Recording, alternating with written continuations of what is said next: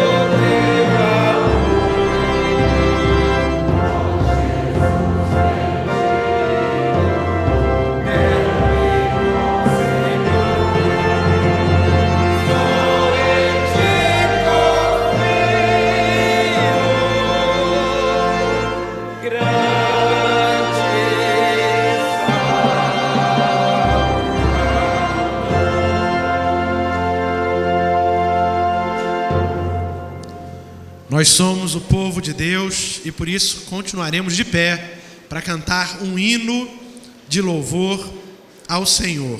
Cantai desde os altos céus, astros, estrelas, aquele que tudo formou.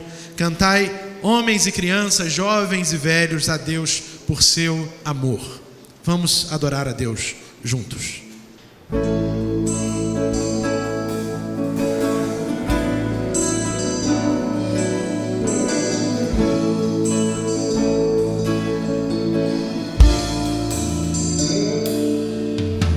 Um hino de louvor ao Senhor,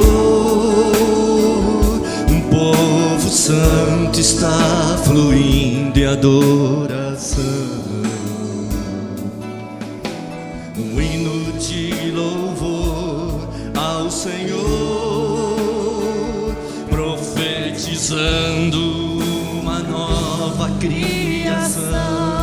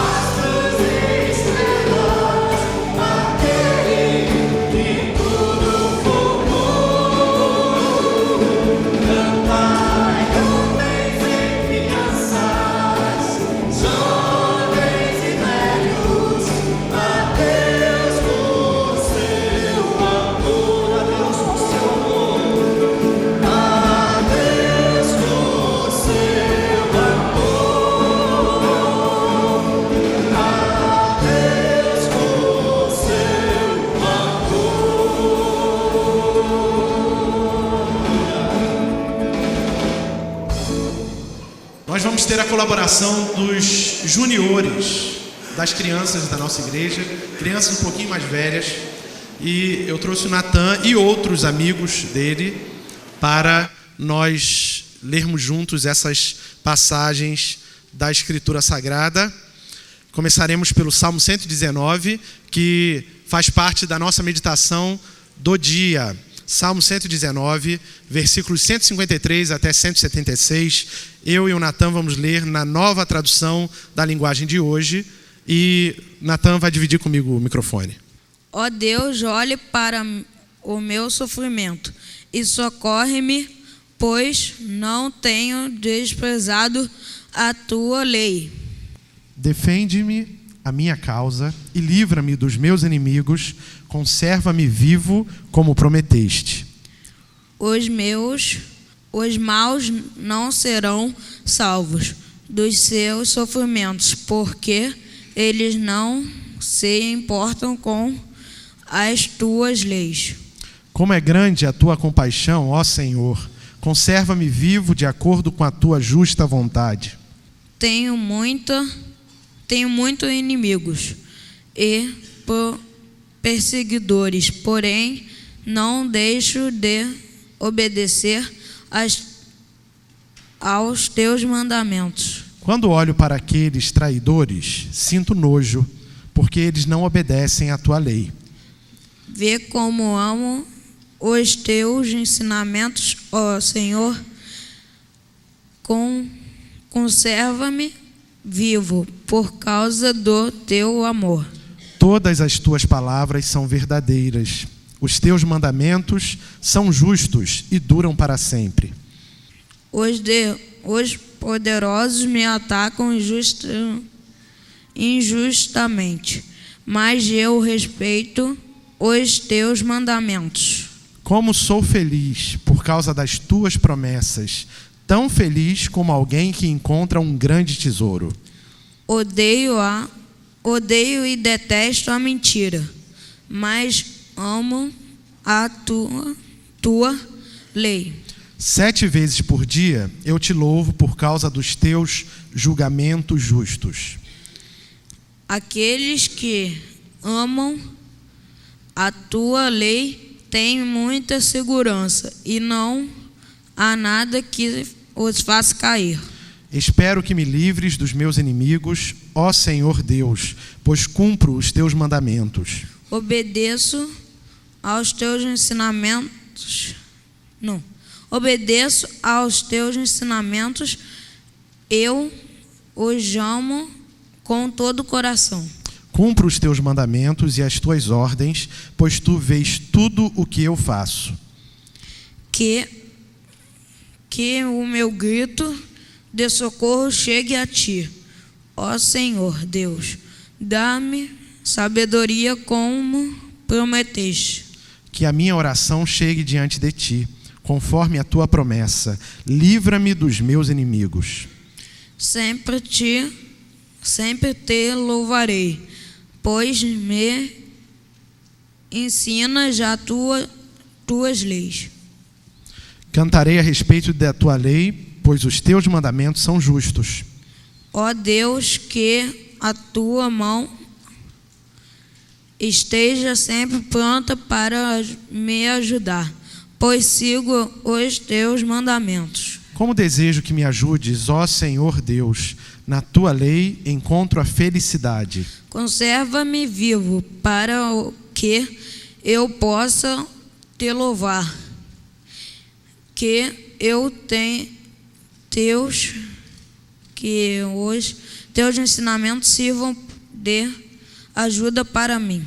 Como ovelha perdida tenho andado sem rumo. Ó Senhor Deus, vem buscar esse teu servo, pois não esqueço dos teus mandamentos. Amém? Nós vamos então cantar tua palavra.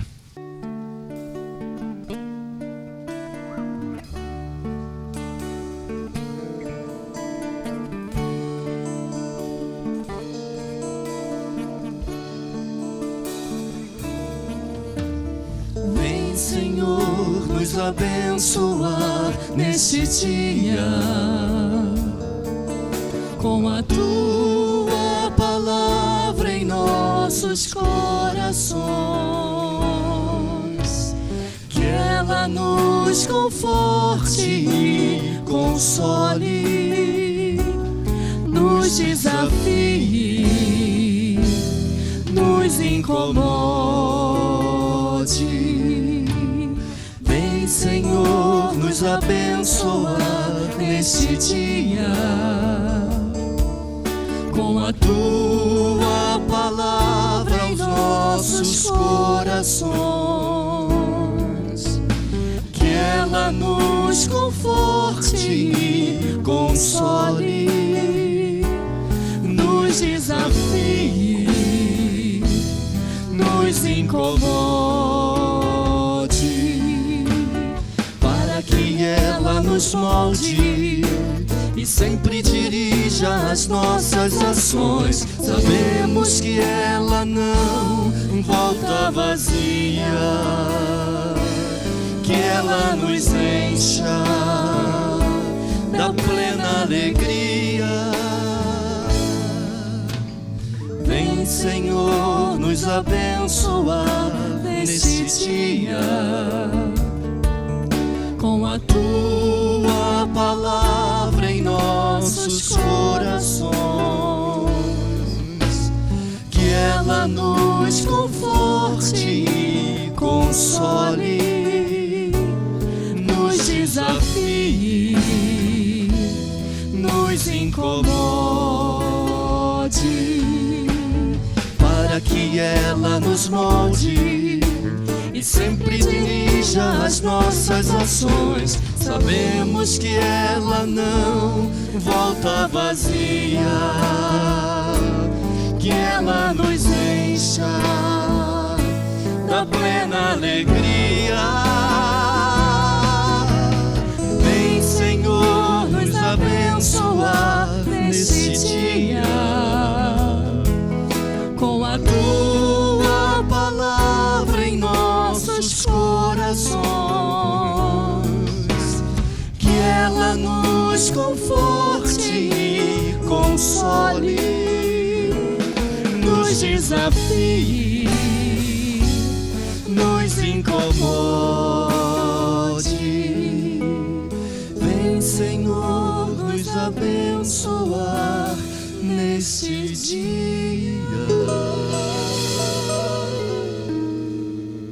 Bom, coube aos professores de escola dominical falar a respeito dos diversos livros da Bíblia e nós encerramos então essa parte final com as cartas gerais e com o livro de Apocalipse.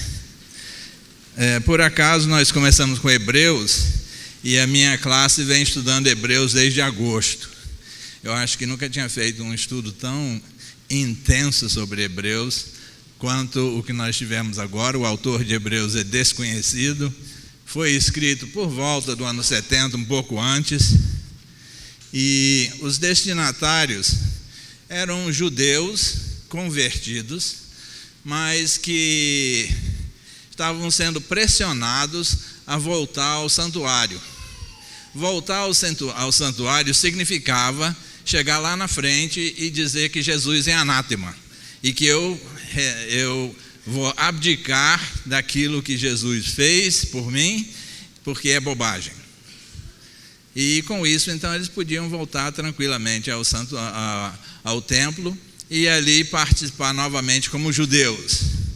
E o autor de Hebreus, que nós não conhecemos, ele está tentando dissuadi-los e mostrando ao longo de toda a carta a forma como Jesus preenche tudo que foi previsto na religião judaica, ele preenche na nova aliança. O objetivo é apresentar Jesus como mediador da nova aliança, maior do que os anjos, maior do que Moisés, maior que Abraão, e apresentar a nova aliança, que é maior e mais perfeita que a mosaica, ao mesmo tempo em que os sacerdotes, segundo a ordem de Melquisedeque, um ilustre desconhecido da maioria de nós, é a ordem que faz Jesus ser sumo sacerdote eterno. E é muito interessante no livro de Hebreus o estudo de Melquisedeque.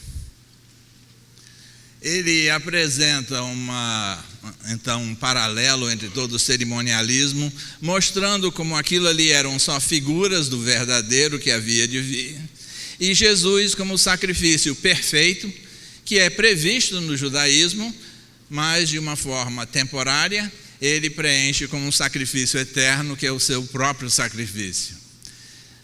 O livro de Hebreus enfatiza a fé de uma maneira muito diferente, como a maioria de nós normalmente pensa nela. Nós lemos a própria definição de Hebreus de fé, como a certeza da nossa esperança e o firme fundamento das coisas futuras. E o autor de Hebreus nos mostra uma faceta bem diferente, porque todos os exemplos que ele mostra de fé não são de pessoas que pediram e receberam. São pessoas que receberam e fizeram. São pessoas que, pela fé, fizeram coisas em prol do reino de Deus. Então, ele mostra uma faceta bem diferente da usual que nós costumamos tratar. Não que fé não seja também isso, mas fé é muito mais do que nós fazemos pelos outros, do que o que Deus vai fazer por nós, porque Ele já fez por nós. A carta de Tiago, esse Tiago, há vários Tiagos, pelo menos uns 4 na Bíblia, e esse provavelmente é o irmão de Jesus, mais por exclusão do que a gente realmente pensar que seja. Então, esse é o Tiago que ficou sendo o principal representante de Jerusalém até ser morto. Ele escreveu mais ou menos no ano 62 depois de Cristo, e os destinatários eram a Igreja de Jesus Cristo em geral. O objetivo, estimular os crentes a mostrar na prática o seu compromisso com Jesus. Agora, ele é bem prático, tanto que nós sabemos que Lutero, a princípio, não entendeu essa fé mostrada pelas obras. Mas, na realidade, a fé tem que ter obras, senão ela é morta. Então, Tiago, na realidade, tem um senso muito mais prático do que a teoria inicial crida por Lutero. E ele nos apresenta, então, como a gente deve usar a nossa vida cristã, deve ser na prática. Há uma faceta muito interessante, onde ele apresenta a fé do justo, dizendo que a oração do justo pode muito em seus efeitos. Eu me lembro que, muitos anos atrás, eu passava por esse texto e pensava, puxa, que pena que eu não tenho mais fé. A minha oração teria muito mais efeito se eu fosse um cara de mais fé. Mas, na realidade, eu nunca vou ter, se eu fosse mais justo, a oração do justo. E depois eu pensei e cheguei à conclusão que tudo isso é bobagem, porque eu nunca vou ser avaliado pela minha justiça. Eu sou avaliado pela justiça de Jesus Cristo. Há um versículo no Velho Testamento que diz que Ele é Jeová Tzidkenu, o Senhor nossa justiça. Então, Jesus é a minha justiça. Então, eu nunca vou ser mais justo do que eu sou hoje. Então, a minha oração, ela pode muito em seus efeitos, independente de qualquer coisa, porque não depende de mim. Ela depende, sim, do nome de Jesus. Então, eu sou justo porque eu sou justificado nele. Isso é uma prática muito boa, apresentada por Tiago, entre várias outras, como domar a língua, etc, etc. As cartas de Pedro, presume-se que são de Pedro. Há quem tenha dúvidas, eu não sabia nem que havia dúvidas sobre isso, mas, na realidade, as cartas de Pedro, elas são cartas em que ele estimula muito a santidade de vida. E elas são escritas todas entre os anos 60 e 66, pouco antes da morte dele em Roma. E são dirigidas para igrejas fora, não são igrejas de Israel, são fora de Israel. Então, ele provavelmente escreve para as igrejas onde Paulo esteve evangelizando, coisa do gênero. E ele está estimulando o crescimento da fé e fornece esclarecimentos diversos na sua segunda carta sobre uma série de dúvidas que estavam surgindo. Havia pessoas se apresentando nas igrejas com algumas teorias nocivas e ele ajuda a corrigir isso, então. Ele tem um versículo muito interessante que eu gosto muito, onde ele diz que nós somos a geração eleita, sacerdócio real, nação santa, povo exclusivo de Deus, para anunciar as grandezas daquele que nos chamou das trevas para a sua maravilhosa luz. E ele os identifica com Israel, quando ele então os compara com aquilo que está lá em Êxodo 19:5, porque é um versículo muito semelhante, que é aplicado ao povo de Israel. Então, como eles na primeira aliança não preencheram a sua função de ser uma nação evangelizadora, nós somos chamados a fazer exatamente isso. E, finalmente, eu queria chamar a atenção de vocês para 2 Pedro 5:8, 2 Pedro 2, de 1, de 5 a 8, perdão. E esse texto é muito interessante, porque ele tem dois paralelos. Um deles é de Paulo, está em Romanos 5, de 2 a 5, e o outro está em Tiago, que nós acabamos de ver, o primeiro capítulo, versículos 2 a 4, são versículos que mostram como a vida cristã é uma coisa de crescimento. A gente, vejam aí a sequência que ele... Pode voltar, por favor?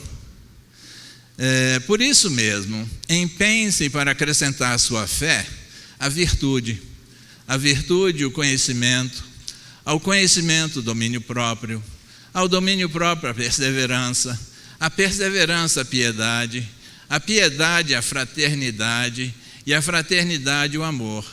Porque se essas qualidades existirem,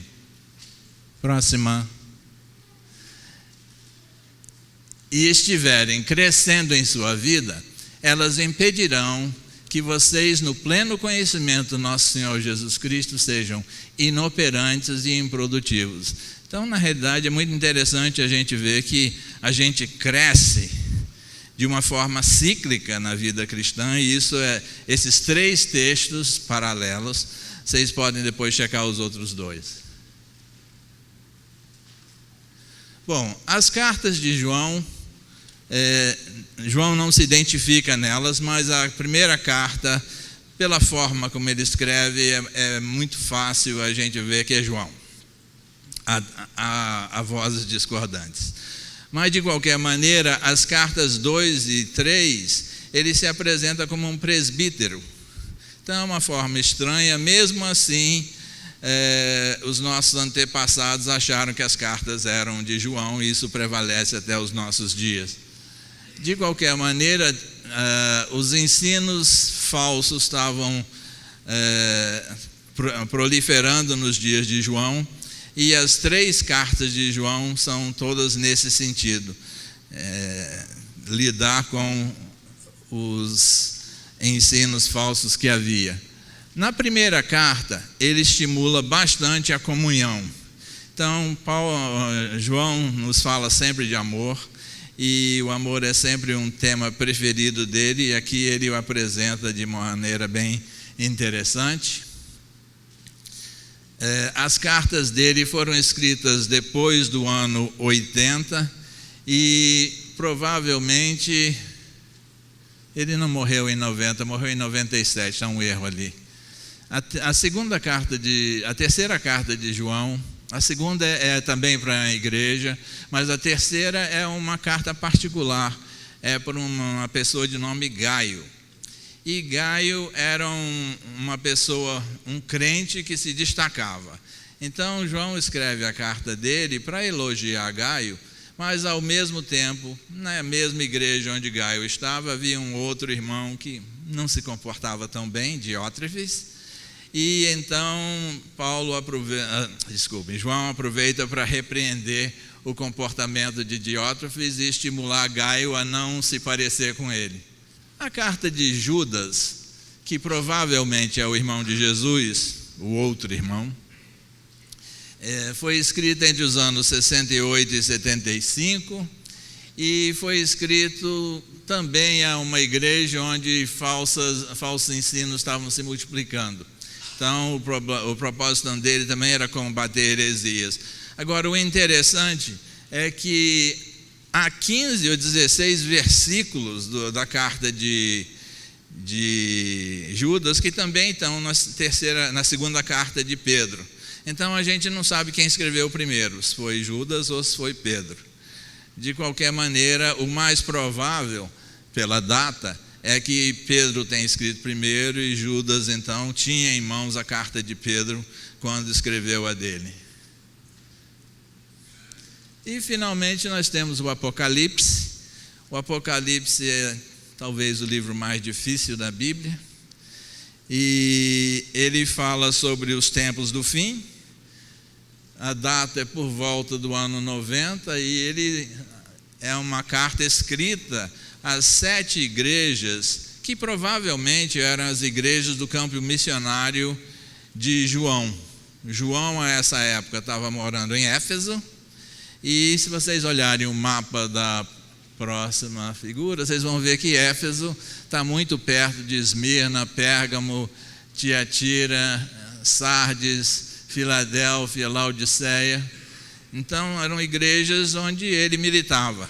Tem muita gente que acha que as 7 cartas são escritas para 7 eras diferentes, mas eu confesso que não consigo concordar com isso não, porque todos os pecados que a gente vê ali, todos eles acontecem nas nossas igrejas nos dias de hoje. Então, o mais provável é que eram problemas das igrejas onde ele militava. E, finalmente, a próxima transparência, vocês não vão conseguir ler, mas se alguém quiser um bom estudo de Apocalipse, eu coloco à disposição. Essa é uma transparência que resume o livro e que aparece no livro, então vocês podem ler depois. É muito interessante que eu sempre li Apocalipse da primeira até a última versículo a versículo e sempre acrescentou muito pouco. Meu grande aprendizado em Apocalipse foi quando eu peguei a Bíblia toda e comecei a estudar Apocalipse junto com o restante das profecias bíblicas. Ficou bem mais fácil de entender. Então, se alguém quiser depois, está à disposição o estudo. É um livro de umas 160 páginas. Finalmente, eu queria dizer uma coisa. Nós estamos estimulando aqui a leitura da Bíblia.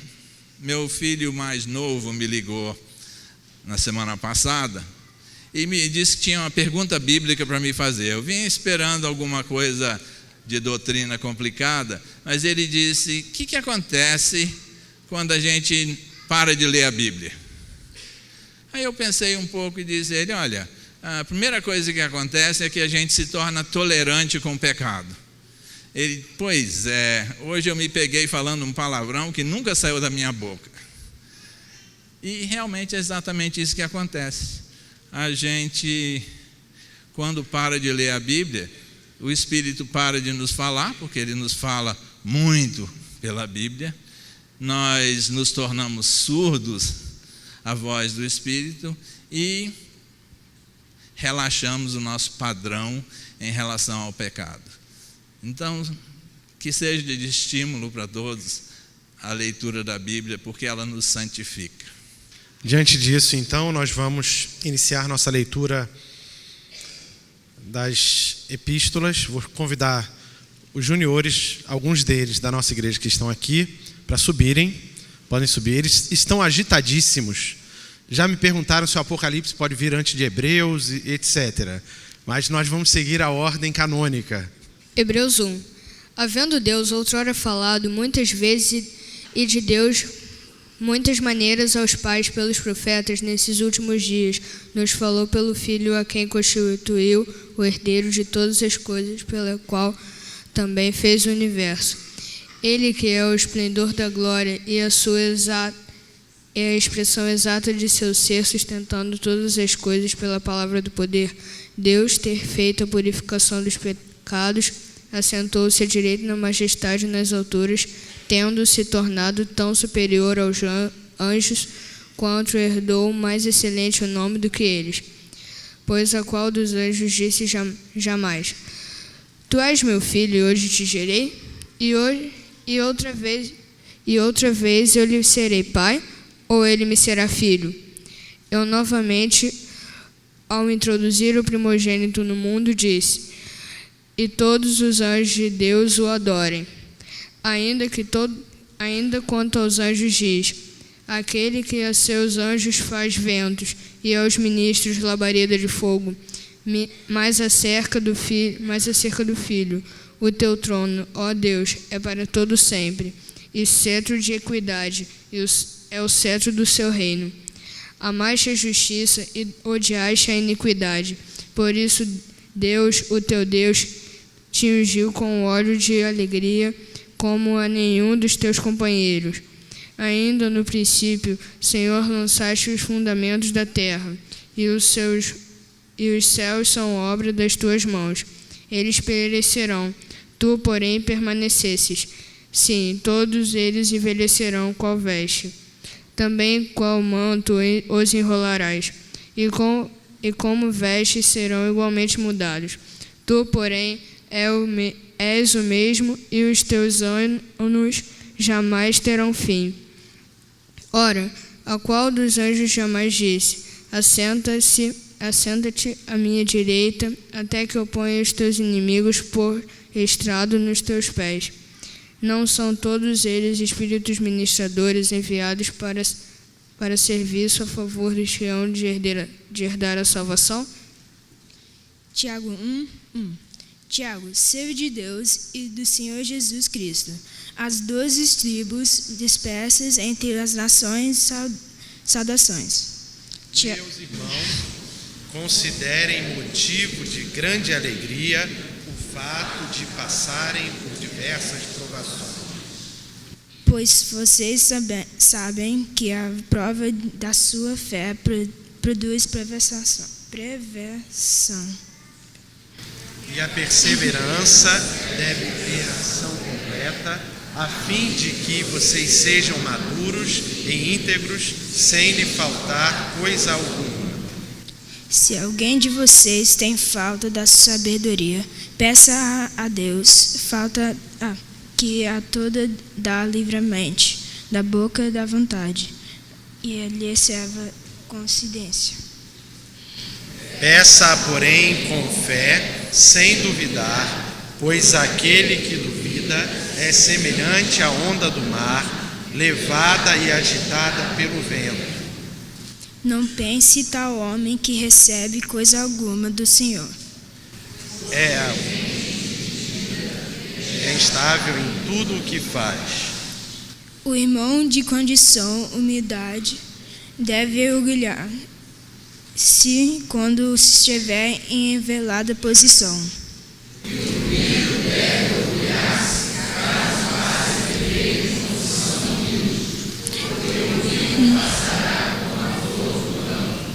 Pois o sol se levanta, traz o calor e seca a planta. Cai então a sua flor, e essa destruída a beleza da sua aparência. Da mesma forma, o rico murchará em meio aos seus afessores. Feliz o homem que persevera na provação, porque depois de aprovado, receberá a coroa da vida que Deus prometeu aos que os amam. Quando alguém for tentado, jamais dizer: estou sendo tentado por Deus. Pois Deus não pode ser tentado pelo mal, e ninguém tenta. Cada um, porém, é tentado pela própria cobiça, sendo por isso arrastado e seduzido. Então a cobiça, tendo engravidado, dá a luz e a pecado. Após de ter a se concluído, gera a morte. Meus amados, só encosta um pouco na sua tá? Toda boa dávida e todo bom perfeito vem do alto, descendo do Pai das luzes, que no mundo com sombras ensinantes.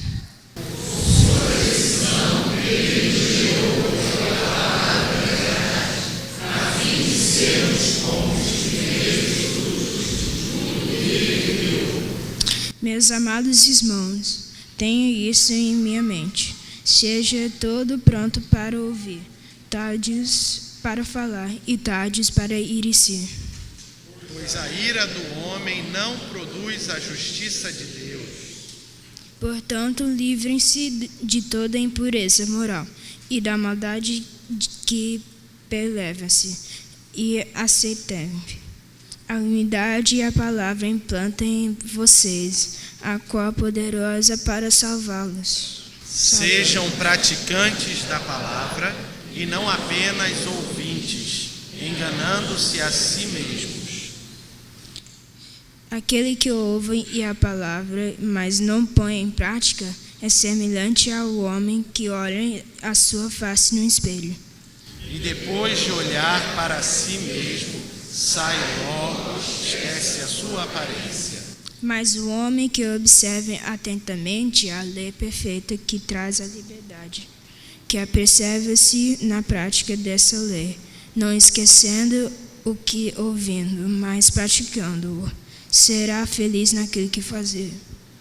Se alguém se considera religioso, mas não refreia a sua língua, engana-se a si mesmo. Sua religião não tem valor algum. A religião que Deus, o nosso Pai, aceita como pura e imação, e cuidar dos órfãos e das viúvas em suas dificuldades e não deixar corromper pelo mundo. Vamos lá? Agora 1 Pedro, capítulo 1. É a senhora? 1 Pedro, capítulo 1, vai ser lido pela Milene. Milene hoje perguntou quem escreveu a Bíblia. E hoje na EBD dos juniores nós falamos um pouco sobre isso.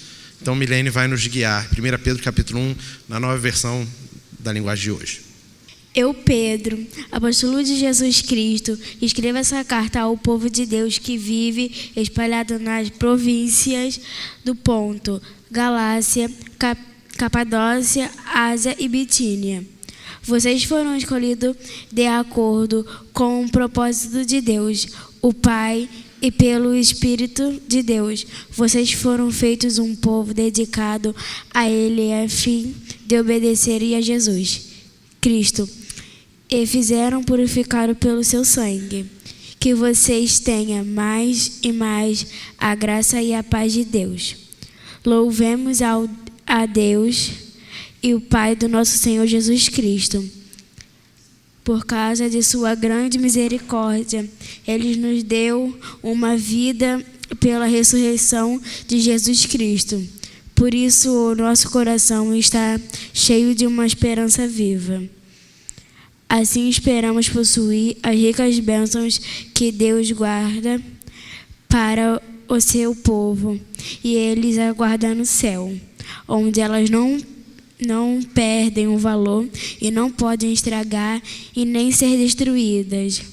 Essas bênçãos são para você que, por meio da fé, são guardados pelo poder de Deus, a salvação que está pronta para ser revelada ao fim dos tempos. Alegre-se por isso, se bem que agora é possível que vocês fiquem tristes por algum tempo. Por acaso, dos muitos tempos da provocação que vocês estão sofrendo. Essas provocações são para mostrar que a fé que vocês têm é verdadeira, pois até o ouro pode ser destrutível e provocado pelo fogo. Da mesma maneira, a fé que você tem vale muito mais que um ouro. Precisa ser provada para que continue firme. E assim vocês receberão a aprovação, glória e honra no dia que Jesus Cristo for revelado. 1 Pedro, capítulo 2. Beatriz vai continuar a leitura. Portanto, abandonem tudo o que é mal, toda mentira, fingimento, inveja e críticas injustas. Sejam como criancinhas recém-nascidas, desejando sempre o puro leite espiritual, para que, bebendo dele, vocês possam crescer e ser salvos. Pois, como dizem as Escrituras Sagradas, vocês já descobriram por vocês mesmos que o Senhor é bom. Cheguem perto dele, a pedra viva que os seres humanos rejeitarão como inútil, mas que Deus escolheu como de grande valor. Vocês também, como pedras vivas, deixem que Deus os use na construção de um templo espiritual, onde vocês servirão como sacerdotes dedicados a Deus. E isso para que, por meio de Jesus Cristo, ofereçam sacrifícios que Deus aceite. Pois as Escrituras Sagradas dizem: eu escolhi uma pedra de muito valor, que agora ponho em Sião como a pedra principal do alicerce. Quem crer nela não ficará desiludido. Essa pedra é de muito valor para vocês, os que creem, mas para os que não creem, a pedra que os construtores rejeitaram veio a ser a mais importante de todas. E em outra parte das Escrituras Sagradas dizem: esta é a pedra em que as pessoas vão tropeçar, a rocha em que vão fazê-las cair. Essas pessoas tropeçam porque não creram na mensagem de acordo com a vontade de Deus para elas. Mas vocês são a raça escolhida, os sacerdotes do Rei, a nação completada dedicada a Deus, o povo que pertence a Ele. Vocês foram escolhidos para anunciar os atos poderosos de Deus, que os chamam da escuridão para a sua maravilhosa luz. Antes vocês não eram o povo de Deus, mas agora são o seu povo. Antes não conheciam a misericórdia de Deus, mas agora receberam a sua misericórdia. Agora nós vamos ler de pé, todos os irmãos, se puderem abrir a Bíblia na NVI, junto com a Júlia, que vai ler conosco 2 Pedro, é isso, Júlia? 2 Pedro, capítulo 1. A Júlia vai ler os ímpares e nós, congregação, vamos ler os pares. Ok, Júlia? Simão Pedro, servo e apóstolo de Jesus Cristo, aqueles que, mediante a justiça de nosso Deus e Salvador Jesus Cristo, receberam conosco uma fé igualmente valiosa. Graça e paz sejam multiplicadas pelo pleno conhecimento de Deus e de Jesus Cristo, nosso Senhor. Seu divino poder nos deu todas as coisas de que necessitamos para a vida e para a piedade, por meio do pleno conhecimento daqueles que nos chamou para a sua própria glória e virtude.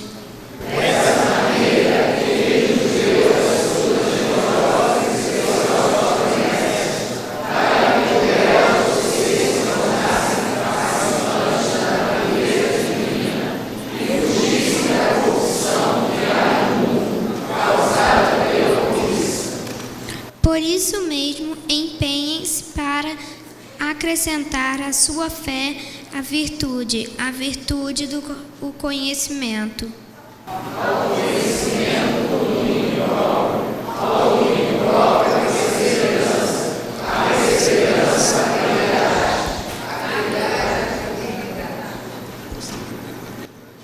A piedade, a fraternidade, e a fraternidade, o amor.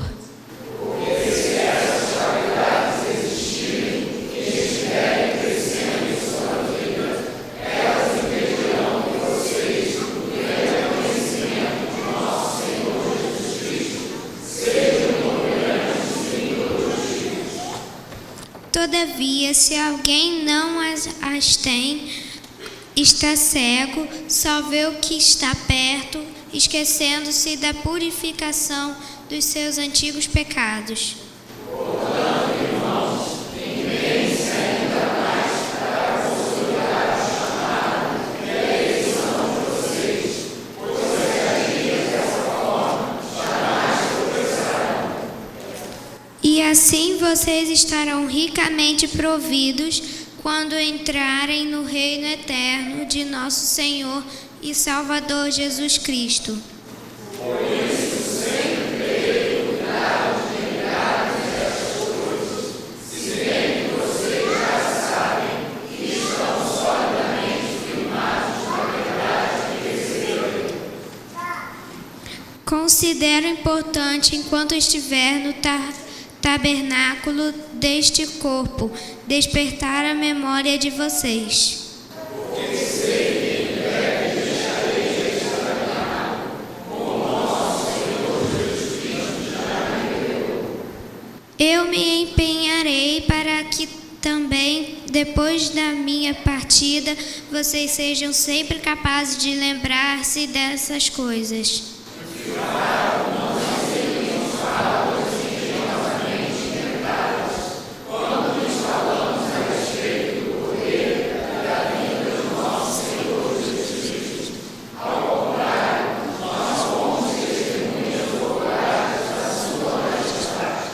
Ele recebeu honra e glória da parte de Deus Pai, quando a suprema glória lhe foi dirigida a voz que disse: Este é o meu Filho amado, em quem me agrado.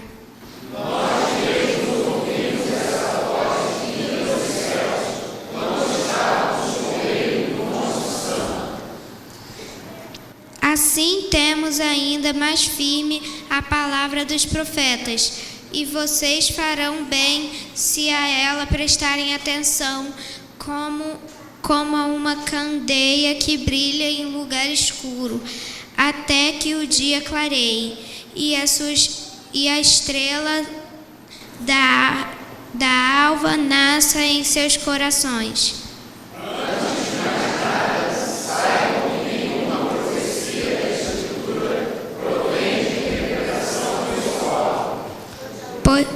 Pois jamais a profecia teve origem na vontade humana, mas homens falaram da parte de Deus, impelidos pelo Espírito Santo. Vamos continuar louvando a Deus? Esse é o meu respirar.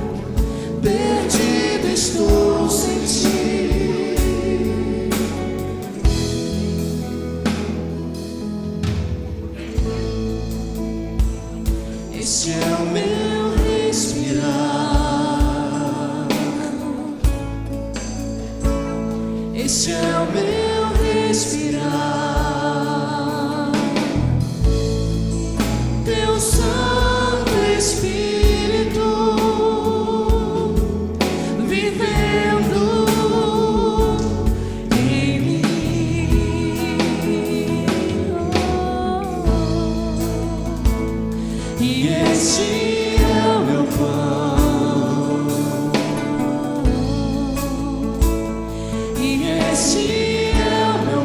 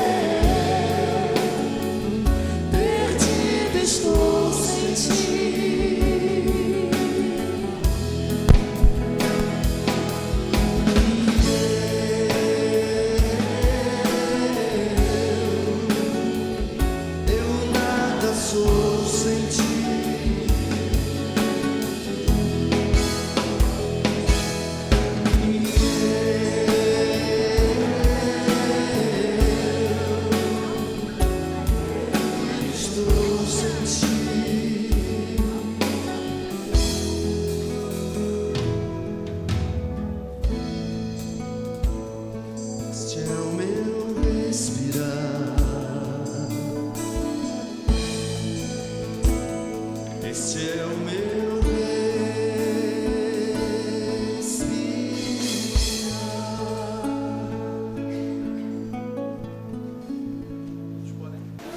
Vamos ler 1 João capítulo 1. O que era desde do princípio, o que ouvimos, o que vimos com os nossos olhos, o contemplamos e as nossas mãos ao pâmpara, isto proclamamos a respeito da palavra da vida. A vida se manifestou, nós a vimos e ela testemunhou. E proclamamos a vida eterna que estava com o Pai e os nossos manifestada nos lhes proclamados o que vimos e ouvimos, para que também tenha comunhão conosco. Nossa união e o Pai é como ser filho de Jesus Cristo. Escrevemos essas coisas para que a nossa alegria seja completa. Esta é a mensagem que dele ouvimos e transmitimos a você. Deus é luz, nele não há treva nada. Se afirmamos que temos comunhão com ele, mas andamos nas trevas, mentindo e não praticamos a verdade. Se, porém, andarmos na luz, como ele está na luz, temos comunhão uns com os outros, e o sangue de Jesus, seu Filho, nos purifica de todo pecado. Se afirmamos que estamos sem a verdade, não está em nós. Se confirmamos os pecados, ele é fiel e justo para perdoar os nossos pecados e nos purificar de toda injustiça. Se afirmarmos que não temos cometido pecado, fazemos de que Deus um mentiroso e a sua palavra não está em nós. Vamos ler agora terceira epístola de João. O presbítero ao amado Gaio, a quem amo na verdade. Amado, oro para que você tenha boa saúde e tudo lhe corra bem, assim como vai bem a sua alma. Muito me alegrei ao receber a visita de alguns irmãos, que falarei a respeito da sua fidelidade, de como você continua andando na verdade. Não tenho alegria maior do que ouvir que meus filhos estão andando na verdade. Amado, você é fiel no que está fazendo pelos irmãos, apesar de lhe serem desconhecidos. Eles falaram à igreja ao respeito deste seu amor.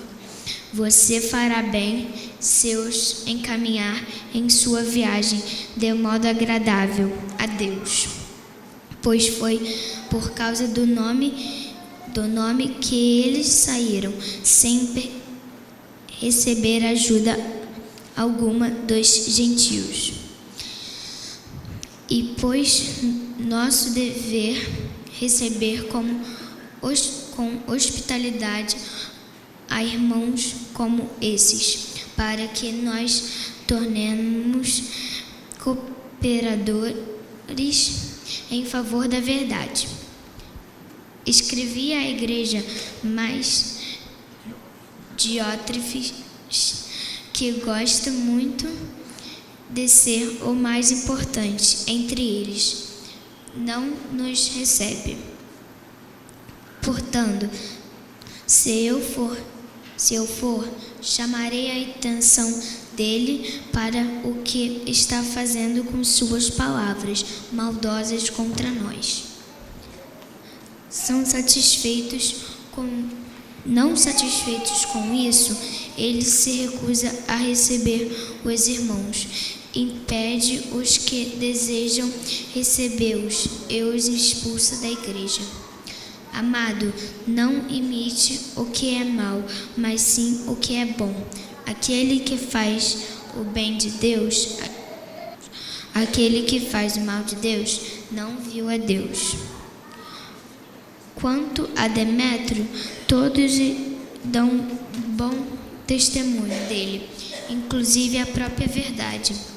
Nós também damos, e você sabe que o nosso testemunho é verdadeiro. Tenho muito que lhe escrever, mas não desejo fazê-lo com pena e tinta. Espero vê-lo em breve, e então conversaremos face a face. A paz seja com você. Os amigos daqui lhe enviam saudações. Saúde.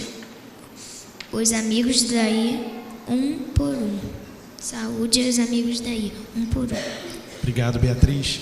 Abra agora sua Bíblia em Apocalipse 22. Eis que vem em breve. Feliz aquele que guarda as palavras da profecia desse livro. Eu, João, sou aquele que ouviu e viu essas coisas. Tendo-as ouvido e visto, caí aos pés do anjo que me mostrou tudo aquilo para adorá-lo. Mas ele me disse: não faça isso. Sou servo como você e seus irmãos, os profetas, e como os que guardam as palavras desse livro. Adore a Deus. Então me disse: não segue as palavras da profecia desse livro, pois o tempo está próximo. Continue o injusto a praticar a injustiça, e continue o imundo na imundância. Continue o justo a praticar justiça, e continue o santo a santificar-se. Eis que venho em breve. A minha recompensa está comigo, e eu retribuirei a cada um de acordo com o que fez. Retribuirei. Eu sou o Alfa e o Ômega, o primeiro e o último, o príncipe e o fim. Felizes os que lavam as suas vestes, e assim tem direito à árvore da vida, e pode entrar na cidade pelas portas. Fora ficam os cães, os que praticam feitiçaria, os que cometem imoralidades sexuais, os assassinos, os idólatras e todos que amam e praticam a mentira. Eu, Jesus, enviei o meu anjo para dar a vocês esses testemunhos concernente às igrejas. Eu sou a raiz e descendente de Davi, e a resplandecente estrela da manhã. O Espírito e a noiva dizem: vem, e todo aquele que ouvir, diga: vem. Quem tiver sede, venha, e quem quiser, beba de graça a água da vida. Declaro a todos os que ouvem as palavras da profecia deste livro: se alguém lhe acrescentar algo, Deus lhe acrescentará as pragas descritas nesse livro. Se alguém tirar algo nesse livro, se alguém tirar alguma palavra desse livro da profecia, Deus tirar a sua parte da árvore da vida e na cidade santa, que são descritas nos livros. Aquele que dá testemunho dessas coisas diz: sim, venho em breve. Amém. Venha, Senhor Jesus. A graça do Senhor Jesus seja com todos. Amém. E assim chegamos ao final dessas leituras que percorreram de modo parcial todo o livro sagrado. Sem dúvida alguma, uma jornada de alegria e fé, da qual alguns participaram um culto, 2, 3, 4, 5, 6, até mesmo 7. No primeiro culto, nós tratamos do Pentateuco. Lemos várias partes, inclusive o Salmo 119, que lemos todo ele, e registramos, então, a afirmativa que encontramos em Levítico 19, 18, que nós devemos amar a cada um o seu próximo como a si mesmo, de onde Jesus tirou, então, o ensino áureo do cristianismo, de amar cada um a Deus e ao seu próximo como a si mesmo. E dissemos então que o amor nasce no nosso coração, mas acontece na prática dos relacionamentos. Às 9 horas, nós sublinhamos a triste conclusão da vida de Salomão, porque lemos em 1 Reis 9, 4 a 5, que ao final de sua existência, o seu coração já não era mais fiel, completamente fiel ao Senhor. Dizendo então que cada um de nós tem que cuidar para que o conjunto de sua obra, e o final revela esse conjunto, seja aprovado por Deus. No culto das 11 horas, nós lemos o Salmo 143, onde encontramos, por exemplo, o seguinte: estendo as minhas mãos para ti, como a terra árida, eu tenho sede de ti. E eu perguntei então, de que é que temos sede? Onde temos ido nos dessedentar, matar a nossa sede? Há que ser em Deus, para que seja uma vida que realmente vale a pena.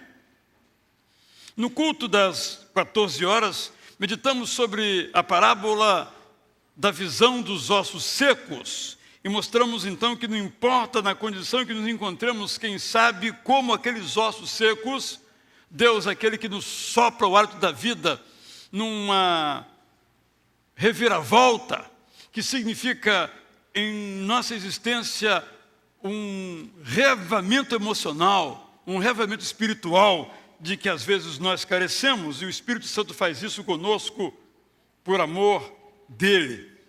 No culto das 16 horas, relembramos a história da cura do paralítico que foi lançado do teto até o chão e Jesus o curou, dizendo: levanta-te, toma tua maca e ande, indicando que nem todo o nosso sofrimento advém do nosso pecado. Às vezes vem de questões de fundo biológico e que devemos tomar muito cuidado para não usar a Bíblia para massacrar as pessoas, mas sim para trazer liberdade, como fez Jesus com aquele paralítico.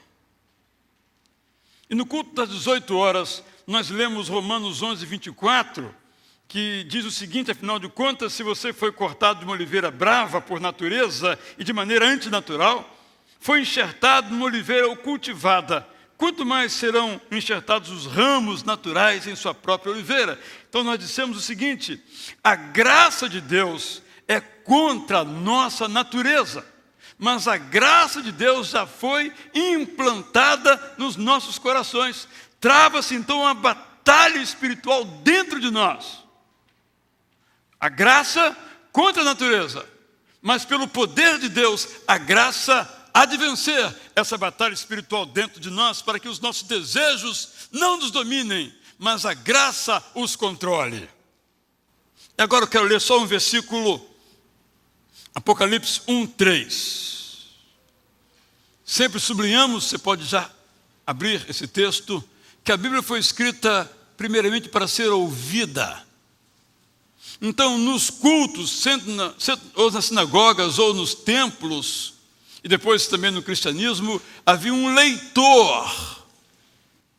E depois que esse leitor lia, alguém explicava. A razão era de ordem tecnológica. Não havia exemplares para todos, como a gente tem disponíveis, não só em papel, como em artefatos eletrônicos.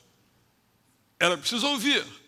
E depois, então, alguém explicar. Por isso, Apocalipse 1:3 diz o seguinte: feliz aquele que lê as palavras desta profecia, e felizes aqueles que ouvem e guardam o que nela está escrito, porque o tempo está próximo.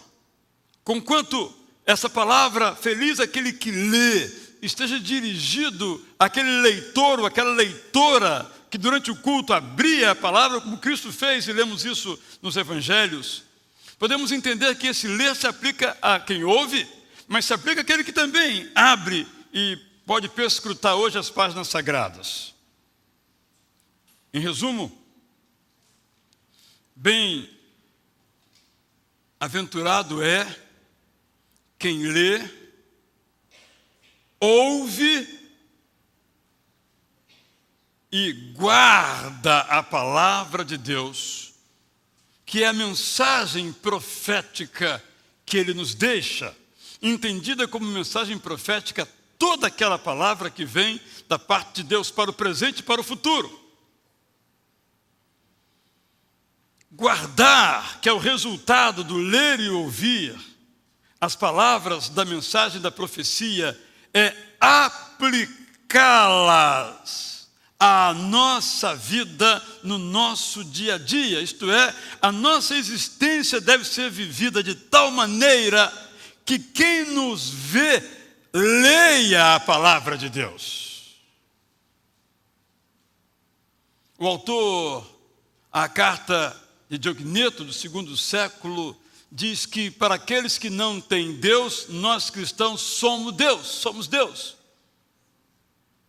Porque nós somos vistos, Deus não é visto. Quem vive a palavra de Deus, leva-a junto no seu coração e para os seus relacionamentos. E quem está diante de alguém que vive a palavra de Deus, está lendo a própria palavra de Deus indiretamente. E quando nós não guardamos a palavra de Deus, nós permitimos que os outros leiam em nós outras palavras. Por isso, nós somos chamados a ler a palavra de Deus e praticar essa palavra, porque muitas vezes nós lemos essa palavra e praticamos outras palavras. Segundo lugar, guardar as coisas da palavra é nos deixarmos corrigir pela palavra de Deus. Seu exemplo, Nelson, do seu filho foi magnífico. Porque há momentos na vida em que nos afastamos da palavra de Deus. E quando nos afastamos da palavra de Deus, nós nos afastamos de Deus. E nós sabemos o que nós fazemos quando nos afastamos de Deus. Nós nos afastamos da palavra de Deus, sabe por quê? Porque não queremos ser corrigidos por ela. Por isso nós temos que desejar, querer, guardar esta palavra. E não dá para guardá-la no nosso coração, junto com o lixo dos nossos desejos, junto com o lixo dos pensamentos do mundo em que nós vivemos. Guardar a palavra é nos firmar nas promessas da palavra de Deus. Especialmente quando tudo nos parece estar fora de controle, porque era a realidade dos ouvintes do livro do Apocalipse, porque eles pregavam o evangelho e eram perseguidos, anunciavam esperança e eram degradados, falavam da rocha que é Jesus Cristo e perdiam suas casas. O livro então foi escrito, podemos dizer por extensão que toda a Bíblia, para que nós nos firmemos nas promessas da palavra de Deus, mesmo quando tudo ao nosso redor ou mesmo em nosso coração pareça estar fora de controle. Porque tudo está sob o controle de Deus. Então, se você procura só uma razão, apenas uma razão, para ler a palavra de Deus, ei lá. A palavra de Deus é o livro que registra as promessas de Deus. E não somente as promessas, a palavra de Deus é o livro que registra as certidões, os documentos que comprovam o cumprimento destas promessas. Está difícil viver, leia as promessas de Deus. Quando as lemos, nós somos capacitados a uma vida perto de Deus. E as promessas nos mostram que no tempo dele, ele fará com aquilo que ele prometeu acontecer, que aconteça. E uma dessas coisas é a volta de Jesus Cristo. Parece que tudo está fora de controle. Parece que Deus perdeu o controle, o mundo está à deriva. Mas, vencendo, vem Jesus, como nós cantaremos agora. Enquanto nós cantamos, aquele irmão, aquela irmã que trouxe o seu dízimo e a sua oferta, poderá então dar um passo à frente e colocar aqui nessas salvas ou na galeria, nos envelopes de tecido que ali circularão. Como uma prova também, que na sua própria vida essas promessas se realizam. E o sustento dele na sua vida é uma garantia do cumprimento, uma demonstração da garantia dessas promessas. E você então as ouve, pratica e na hora própria devolve a Deus parte daquilo que você recebeu. Dar o dízimo é uma evidência que nas nossas vidas a promessa de Deus se cumpriu. Vencendo vem Jesus. Cultuemos cantando e trazendo nossos dízimos e ofertas.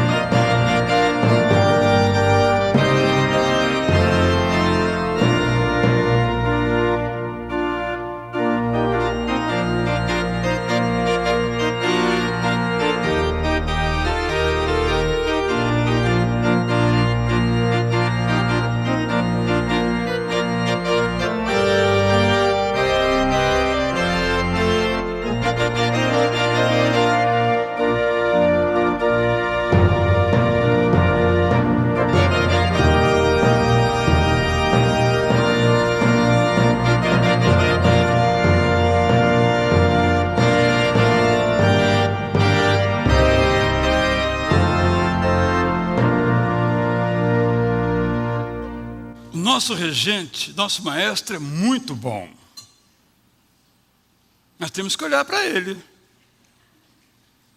para que a gente possa cantar conforme ele indica, que é sempre para melhor. Vamos cantar as estrofes finais de olho no nosso regente Silas Renan. E quero então lembrar vocês que quem não tem ainda o guia da 11ª jornada, pode pegar o seu, é gratuito, para que você amanhã, que é segunda-feira, dia 5, comece a fazer a sua leitura e já comece a marcar aquilo que você leu. Porque quando você marca o que você leu, você marca o que você também não leu, que você deve, que você não marcou. Então, o objetivo é exatamente esse, para ajudar você. É um companheiro da sua jornada. Você que está em casa, conosco pela internet, pode acompanhar pelo nosso site. Criamos um endereço específico chamado jornadabiblica.net.br, que você pode também acompanhar conosco, e esse folheto vai estar também em PDF em nossa própria página, tacuruca.org.br. Queremos que você se empenhe, se envolva, para que a palavra de Deus seja promessa de vida no seu coração. Vamos então cantar entusiasmadamente. Se ainda alguém não trouxe o seu dízimo, ainda dá tempo, depois vamos orar, encerrando essa felicíssima jornada no dia de hoje.